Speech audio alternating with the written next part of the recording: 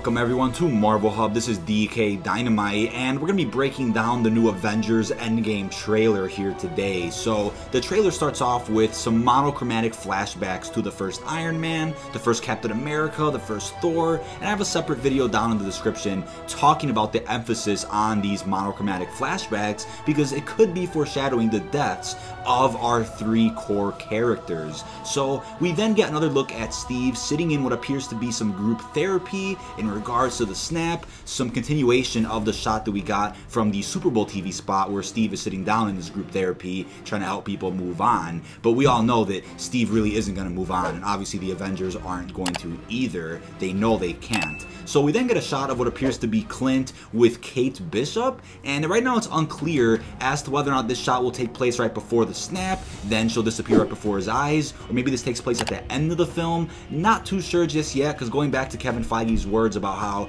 we are possibly only seeing the first half hour of the film, at least within the first trailer and the Super Bowl TV spot, but in terms of if that's relevant with this new trailer, not sure just yet, but maybe we got a glimpse of the final battle as we'll discuss in a little bit, but maybe this really is the first half hour of the film, so this is probably going to be when Kate gets snapped right before his eyes, which of course drives him to become Ronin. So we then get a wider shot of Natasha finding Clint in Japan. So based on rumors and based on some leaks, there will be a bit of a time jump from the end of Infinity War and to most of the plot in Endgame. So if it's a couple years, then yeah, Ronin was in Japan fighting the Yakuza and, you know, doing his thing, pissed off, absolutely destroyed after losing his family from what it appears to be, and Natasha then finds him and obviously recruits him back to the Avengers team so they can then team up and fight Thanos, because the real reason they lost in Infinity War, as we all know, is because they weren't together. Obviously Civil War was playing a big role in that plot in which the Avengers broke up,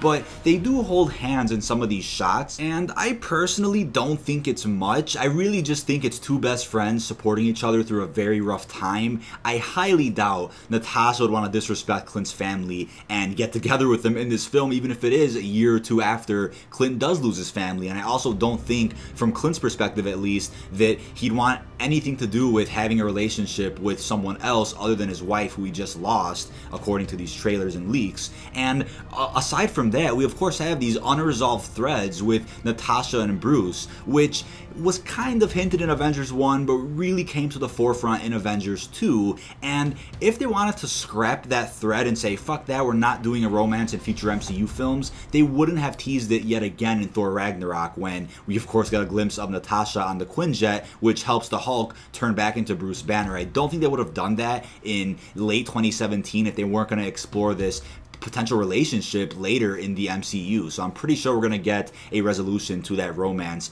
later in Endgame. But we then see Scott exiting the quantum realm, or at least we know this is after he exits the quantum realm, as he notices that people are now missing in his town. I'm not sure if Cassie Lang was snapped. I'm pretty sure she wasn't. And when he does jump forward in time, I'm assuming he'll see a teenage version of Cassie Lang, but we do know that Hope and Janet and Hank were all snapped during the post-credit scene of Ant-Man and the Wasp, because that post-credit scene takes place right as Thanos snaps his finger. But we then get a shot of Hawkeye running away from what appears to be an explosion, and if we're coinciding with some leaks that we already have, it seems like each Avenger, or at least smaller groups of Avengers, are kind of breaking up and going after certain Infinity Stones so they can craft their own gauntlet to defeat Thanos. And if we go with the leaks again, I believe Hawkeye was going for the Reality Stone, so he might be going after the Collector, which is far away on nowhere, so I'm not sure who he's going with to go find this stone, but it appears he got caught in some crossfire or some massive explosion or whatever it is. Maybe he just got caught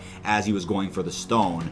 But we then get another look here at Rocket in his OG uniform from the comics as he sits on top of War Machine. This is obviously a callback to when he was sitting on Groot in Guardians 1. That's kind of just a Rocket thing, and I'm glad they brought that back here within this trailer. But you could just see the damage and the depression on everyone's face. It's absolutely mind-blowing that they're able to capture that so perfectly for this trailer. We then get some really clear shots of Thor and Nebula gearing up for battle. So obviously a nice look at the Stormbreaker, and we see Nebula going full force, and I'm not sure what's in the background or where they're exactly at, but this brings me back to a point earlier. Maybe this is during the final fight with Thanos, which kind of discredits Kevin Feige's words about only seeing the first half hour of the film. Maybe that was only pertaining to the first trailer and the Super Bowl TV spot. Maybe in this trailer, this is where we get our first look at the final battle. At least that's what it appears to be. So we then get an even clearer look at what this background really is, as we see Captain America and Ant-Man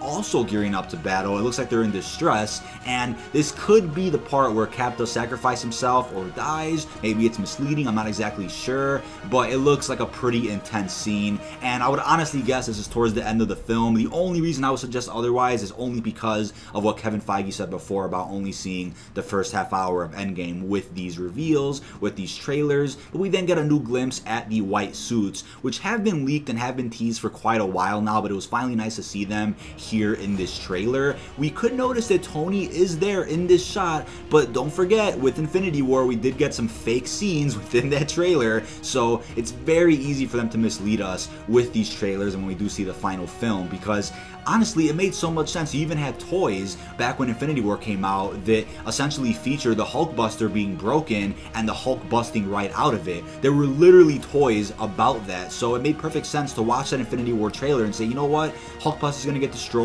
and Hulk's gonna bust right out of that and help them with the battle in Wakanda. It made so much sense, and it didn't end up happening. It was a huge misleading scenario, and maybe with the toys as well when it comes to Avengers Endgame, we'll also have some misleading action figures or misleading plot lines that are only featured in these non-canon versions of these action figures or whatever they might be. So Tony might not be here in this shot. He might be dead, he might be somewhere else. We have no idea what this could mean, but some people were saying he looks kind of off in this shot as if it was a CGI'd in or something, and I don't think that's the case. I honestly do believe that he is in this shot, if you ask me personally. I don't think that we would have confirmed concept art with Iron Man in the team for him to be killed off in space earlier in the film. I don't think that's the case. I'm pretty positive that if anybody major is going to die, it will be in that final battle with Thanos towards the end of the film. But last but not least, right after we see the Avengers Endgame title, we get to see Thor and Captain Marvel interacting with each other, and we finally get to see our first glimpse at Captain Marvel in Avengers Endgame, since the only other time we've seen something of her is in the post-credit scene